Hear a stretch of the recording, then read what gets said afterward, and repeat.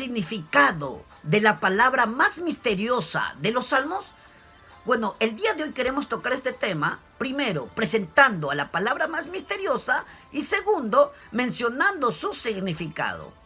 Y para iniciar queremos leer el Salmos 32:7 que dice: Tú eres mi refugio, me guardarás de la angustia, con cánticos de liberación me rodearás. Y termina esta porción de los salmos con la palabra Selah. Tú eres mi refugio, me guardarás de la angustia, con cánticos de liberación me rodearás. Selah. Bueno, la palabra más misteriosa de los salmos es esta, Selah. Y Selah es un término hebreo, es una palabra hebrea, al igual que amén, que significa así sea, o aleluya, que significa alabado sea Dios. Pero a diferencia de estas dos palabras mencionadas, Selah no tiene traducción, no ha sido presentado su significado, solo ha sido transliterada, por ende fonéticamente suena como Selah, pero no se sabe su significado. Por ello es un misterio para todos los lectores, o para la mayoría de los lectores. Pero que no era un misterio esta palabra para las personas que vivieron en el contexto de los salmos, para los que vivieron en el contexto bíblico, para los cantores de estos salmos, para los religiosos. Tanto así que esta palabra está más de 70 veces en los salmos y aún se encuentra en el libro de Habacuc. Entonces, ¿cuál es el significado de esta palabra? Bueno, muchos eruditos, muchos académicos mencionan de que la palabra Selah proviene de la raíz hebrea salal, que significa levantar las voces en oración, o también hace referencia a hacer que los instrumentos suenen más fuerte. Pero también esta palabra, otros dicen que proviene de la raíz hebrea sal. Es una partícula hebrea que se traduce como cesta y hace referencia a un tambor que se tocaba en ciertos interludios.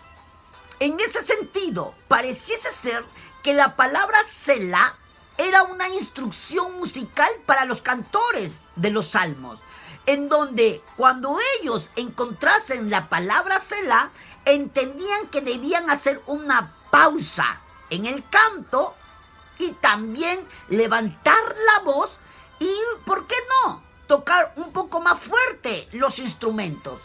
Ahora bien, ya cuando se descubren los manuscritos del Mar Muerto desde el año 1947 hacia adelante, hubieron más luces acerca del significado de esta palabra hebrea llamada Selah, donde, aunque pareciese de que pudiera haber sido usado como una instrucción musical a los cantores de los salmos, donde tenían que poner una pausa en el canto, levantar aún más la voz o tocar más fuerte los instrumentos, pareciese que la palabra Selah fue un término que se usó para resaltar los hilos temáticos que se encontraban a lo largo de los salmos hebreos.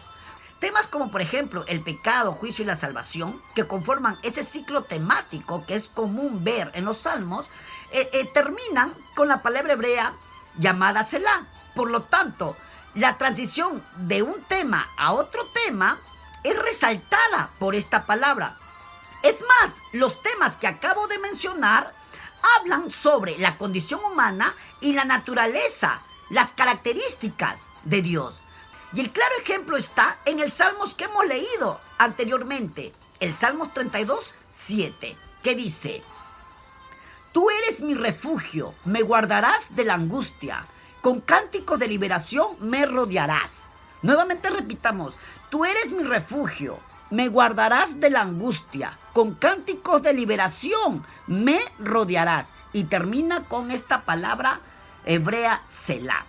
Ahora bien, el mensaje completo del Salmos 32 es la transgresión humana, la condición paupérrima del ser humano, seguido de la liberación de dicha condición por parte del Dios eterno. En ese sentido, pareciese que el salmista hacía uso de este término hebreo llamado Selah para resaltar los temas que tienen que ver con la condición humana y las características del Dios vivo.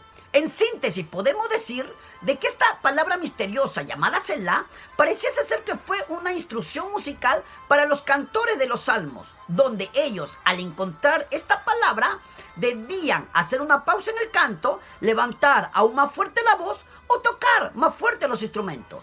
Pero también pareciese ser que los salmistas hicieron uso de esta palabra para poder resaltar la condición humana y las características del Dios vivo, a fin de que el lector entienda que su condición, sea cual fuere, puede ser cambiada a una mejor por parte del Dios vivo.